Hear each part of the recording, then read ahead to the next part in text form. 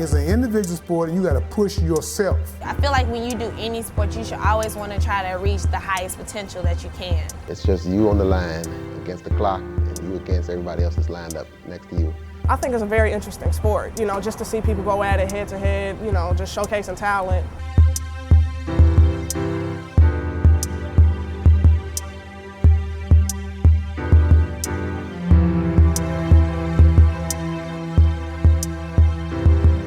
But track and field, as we know, has a great tradition in the Chicago public school system, particularly in the African American community and our historical participation in this sport. All sports, if you were good at it, were popular. Things have kind of changed a little bit. I mean, basketball did not predominate over track and field. And if you were good at anything in my community, you got recognized for doing that. And the sport at one time was a great sport. But I think there's a lot that has happened to undermine track and field and take it off the radar screen and have young people not even be aware of the sport, have interest in the sport.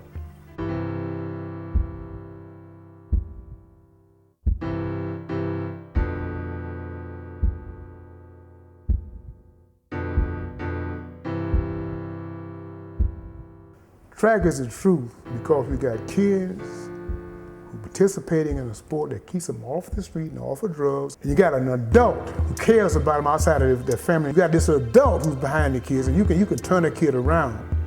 All I've known was track and field all my life. I did a lot of sports when I was younger. Gymnastics, basketball, volleyball. I did a lot of that, but none of it. I just have a love for track and field. There's nothing else I would love. My greatest track moment had to be when I beat Jackie Jordan Kersey's long jump record in high school. I didn't even know I jumped that far. It just was like, my coach was like, Alexandria, just don't go out there and think about it. He said, go out there and run. He said, don't slow down, because that was something I would always do before I got to the board, slow down. And he said, just go through. And he said, when you just feel it, he said, explode off the board and just hold it and hang. Track has always been like the underdog sport. If you want to put it like that, it's never really publicized. Chicago is not really known for track and field. Track needs to be broadcasted more for the city, and I think it would bring more attention to track and field for Chicago. And especially women's track and field has never got what I feel it deserved as far as publicity, as far as donations. I think that really the first thing we need to do is we need to support our coaches financially so they can have all these things, all of the amenities for track and field. The second thing they should do is that they should educate the principals and the administrators about what it takes to be a track coach. Because they think, and I was told this, we said take the whole team in one group, have them run down the street and come back, and send them home. Chicago has never had the facilities.